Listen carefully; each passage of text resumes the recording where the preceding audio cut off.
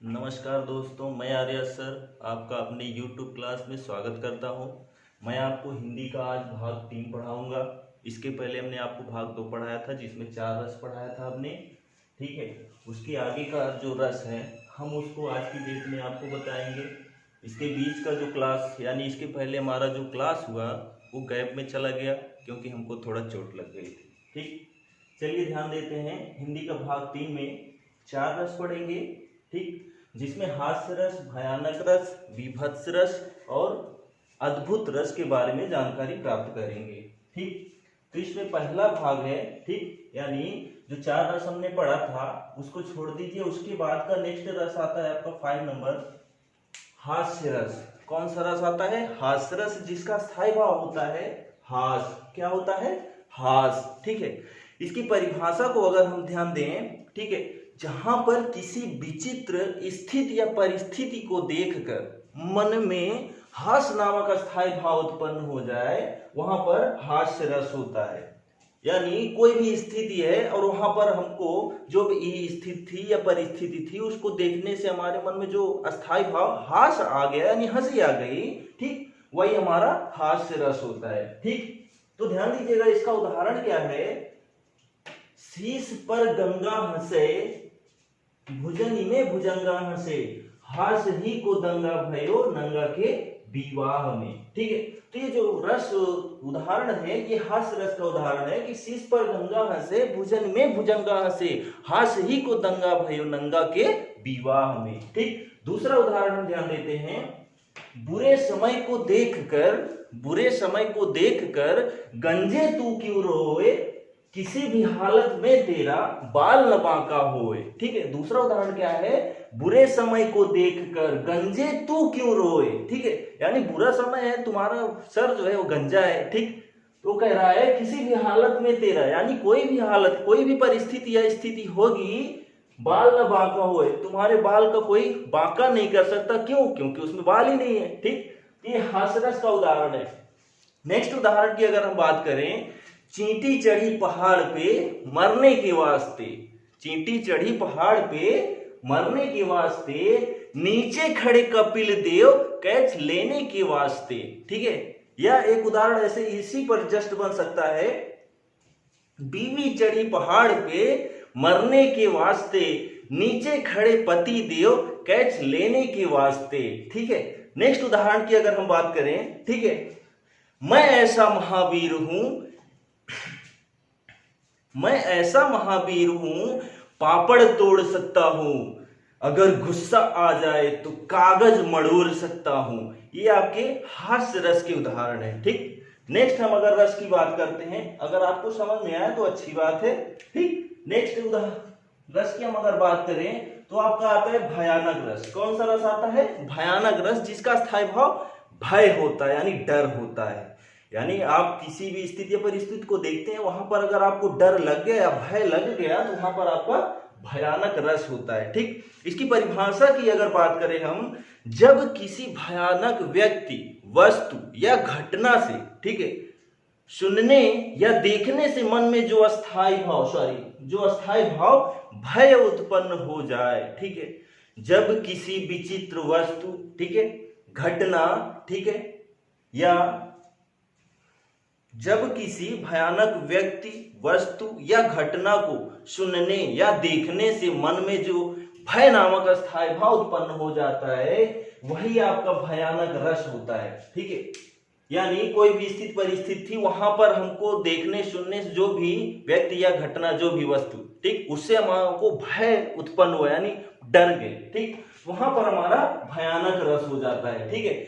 इसके उदाहरण की बात करते हैं तो, देखे जब बारात में भूत प्रेत शिव प्याल, ठीक है, देखे जब बारात में भूत प्रेत शिव प्याल, थर थर कांपे नारी नर, भाग चले सब बाल, ठीक है। यानी शिव की बारात में तो ऐसे ऐसे आए थे कि जिनको देखकर सभी भाग गए यानी डर गए सब, भयानक, यहां पर भय नामक अस्थायी भाव उत्पन्न हो गया था, ठीक। नेक्स्ट अगर उदाहरण की बात करें, सुनसान सड़क पर था सन्नाटा चारों ओर, ठीक है, सुनसान सड़क पर सन्नाटा था चारों ओर, लग रहा था डर, दूर भी थी भोर। ठीक है, यानी सुनसान सड़क थी, उस पर तो डर डर लग रहा था। ठीक, बट लेकिन आगे उसके भोर भी थी, यानी सुबह भी हो गई थी, यानी प्रकाश भी दिख रहा था, लेकिन हम जहां थे वहां पर अंधेरा था और सन्नाटी सड़क थी, वहां पर कोई नहीं था। ठीक, नेक्स्ट उदाहरण की अगर हम बात करें, एक और अजगर ही लखी, एक और अजगर ही लखी, एक और मृगराय, बिकल बटोही बीच ही पर्यो मूर्छा खाए। ठीक है, एक और अजगर ही लखी, यानी एक और अजगर है और एक और क्या कहते हैं, मृग है। ठीक है, उसके बीच में क्या है, जो बटोही है यानी जाने वाला है, वो खड़ा होकर वहां पर मूर्छित हो गया। क्यों? क्योंकि उसको डर लग गया। ठीक, चलिए नेक्स्ट हम अगर रस की बात करें तो उसमें आता है आपका विभत्स रस। कौन सा रस आता है? विभत्स रस, जिसका स्थायी भाव होता है घृणा, ग्लान या जुगुप्सा। घृणा यानी हमको जो विचलित करते, हमारे मन को जो विचलित करते, वही तो घृणा होती है। मतलब हम उससे दूरी बनाए, वही घृणा होती है। ठीक, तो यहां पर विभत्स रस का स्थायी भाव होता है घृणा, ग्लान या जुगुप्सा। ठीक है, अगर हम इसके परिभाषा की बात करें, जिन वस्तुओं के वर्णन से, ठीक है, मनुष्य के अंदर घृणा, ग्लान या जुगुप्सा नामक स्थायी भाव उत्पन्न हो जाता है, वहां पर हमारा क्या होता है?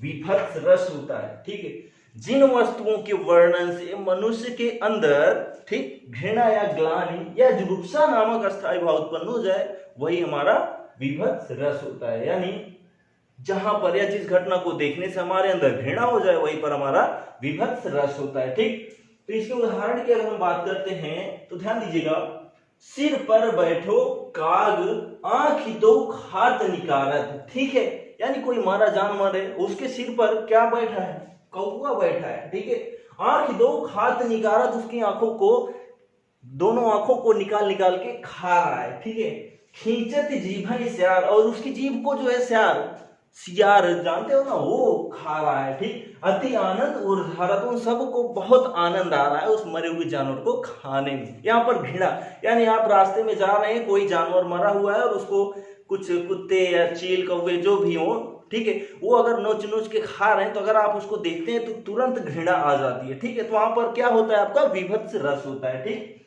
दूसरा उदाहरण देखते हैं, गिद्ध और चील मडरा रही थी। ठीक है, गिद्ध और चील मडरा रही थी, ठीक, चूहे को तड़पा रही थी। अब गिद्ध और चील जो है ऊपर मडरा रही थी, नीचे जो चूहा था वो तड़प रहा था। किनके कारण? वो टोट मार के ऊपर जाते, फिर उनको तड़पाते। किसको? चूहे को। ठीक, इस घटना को अगर हम देखें तो यहाँ पर हमको घृणा या ग्लानि आएगी। ठीक है, नेक्स्ट उदाहरण की अगर हम बात करें, घर में लाशें बाहर लाशें। ठीक है, अंदर लाशें,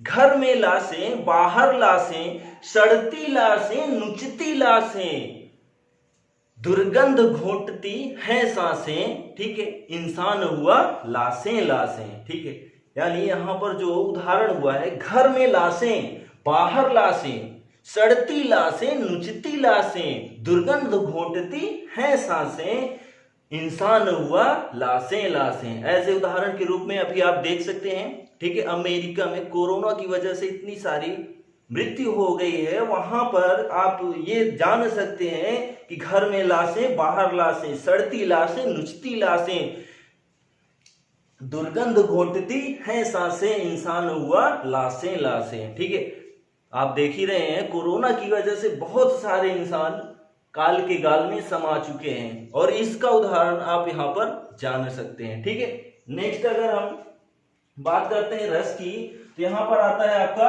अद्भुत रस। कौन सा रस आता है?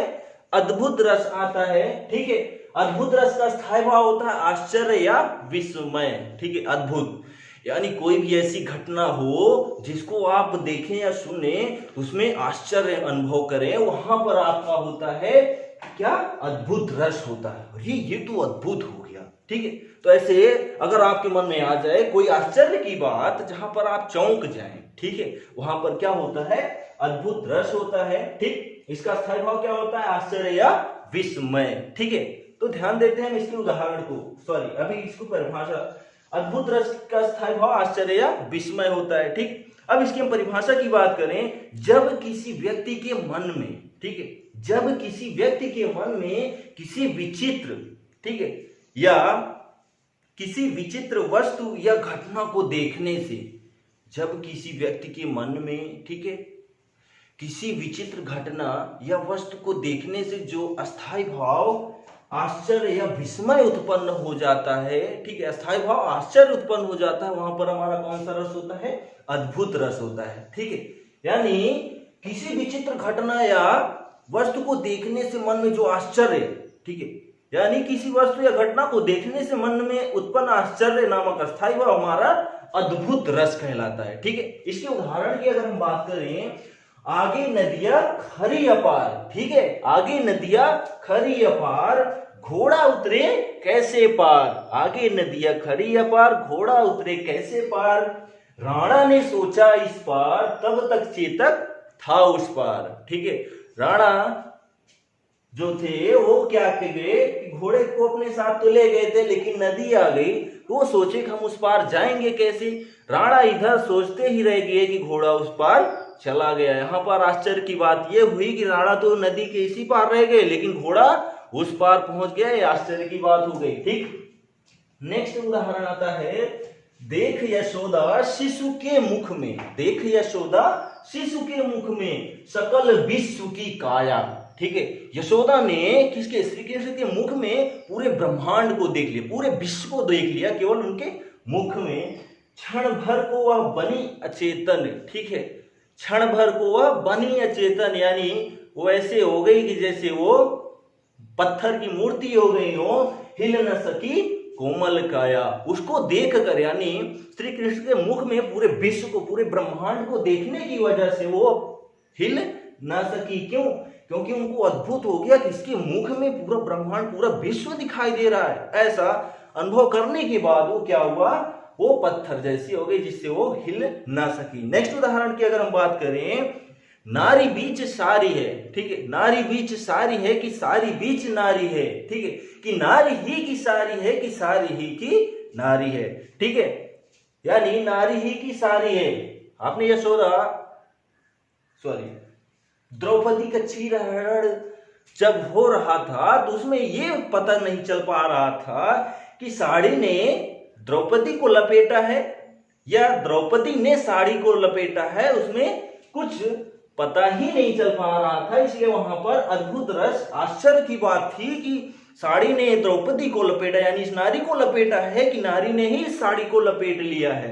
वहां पर अद्भुत रस, यानी उसका आश्चर्य, विस्मय, जो अस्थायी भाव होता है। ठीक है, ये हम आपको 4 रस अभी बताए। ठीक है, अगर आपको ना समझ में आया तो कमेंट कर सकते हैं। ठीक है, अगर समझ में आ गया हो तो अच्छी बात है, थैंक्स लिख देना। ठीक, यहाँ पर हास्य रस, भयानक रस, विभत्स रस और अद्भुत रस, ठीक है, हमने ये 4 रस आपको बताए। इसके बाद हमको बताना है भाग 4 में शांत रस, वात्सल्य रस और भक्ति रस और कुछ इंपॉर्टेंट तथ्य, यानी महत्वपूर्ण तथ्य जो होने चाहिए रस के बारे में, उसकी जानकारी हम आपको देंगे। ठीक, यहाँ पर आपका ये 4 रस खत्म होता है। ठीक है, आपको अगर पसंद आया तो लाइक जरूर करना। धन्यवाद।